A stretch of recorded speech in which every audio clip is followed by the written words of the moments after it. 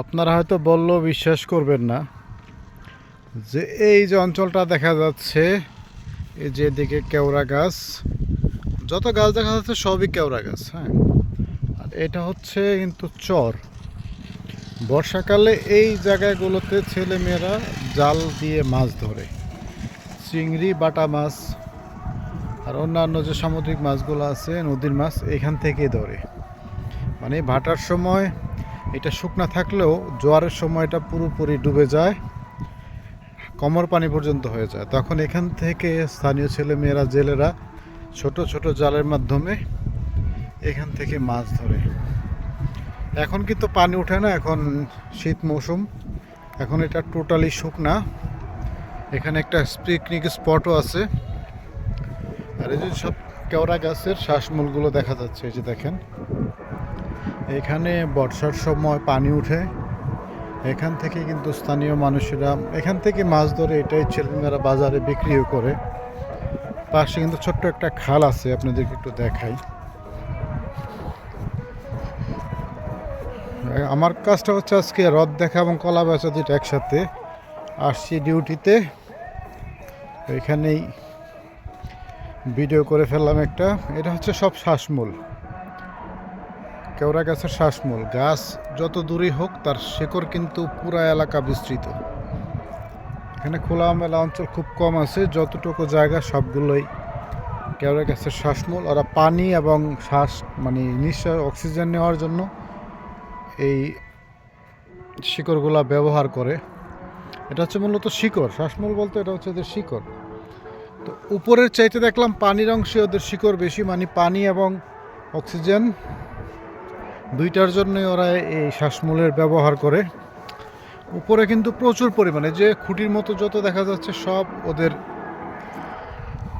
শ্বাসমূল। আর এর সামনে দেখাই, এটা হচ্ছে মহিষ, চরের মহিষ। অনেকটা দূরে বোঝা যাচ্ছে কিনা আমি জানি না। শ্বাসমূলে আসলে খুব দ্রুত হাঁটা যায় না, উষ্টা খেয়ে পড়তে হবে। উষ্টা খেয়ে পড়লে যে কত জায়গায় বিঁধবে তার কোনো হিসাব নাই। ওই যে চরের মহিষ, ওই যে ওইদিকে দেখা যাচ্ছে কেওড়া গাছের নিচে, ওগুলাও সব মহিষ। এখানে মূলত এরা এখানেই থাকে, রাত দিন সবসময় এখানে থাকে। এতে কারো কারো স্বাস্থ্য খুবই রুগ্ন, কারো কারো স্বাস্থ্য খুব ভালো। কারণ এখানে আসলে খাবারের মতো ঘাসের খুব স্বল্পতা, খুব বেশি একটা ঘাস কিন্তু ওরা পায় না। আমি একটু মহিষগুলোর কাছে যাই, দৌড়ানি দেয় কিনা কে জানে। ও আমার দিকে আসে, আমি ওর দিকে যাই, দেখি কার সাহস শেষ পর্যন্ত টিকে থাকে। না, ও আমাকে দেখে শেষ পর্যন্ত ভয় পাইছে বোঝা যায়। স্বাস্থ্য আলহামদুলিল্লাহ এটা ভালোই। এটা মহিলা মহিষ। ও আবার আমার দিকে তাকাইছে, ভয় তো লাগে, কিছু ওর বাচ্চা আছে এই জন্যে, এই যে ওর বাচ্চা আছে এই জন্য ও আমার দিকে তাকাচ্ছিল, ওদের বাচ্চাদের কোনো ক্ষতি হয় কি না।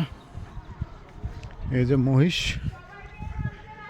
এখানে ওদের রাখালও আছে, এটাও মহিলা। সাধারণত পুরুষ মহিষগুলো একটু এগ্রেসিভ টাইপের হয় আর কি, কারণ ওরা ওদের পালের একজন নেতা থাকে, নেতা তাদের পুরো পালকে রক্ষা করে। সাধারণত এখানে শেয়াল ছাড়া ক্ষতিকারক প্রাণী তেমন একটা নাই। শেয়ালের জন্য ওই যে বনের ভিতরে হরিণ আছে, শেয়ালরা সম্ভবত হরিণ দৌড়ায়।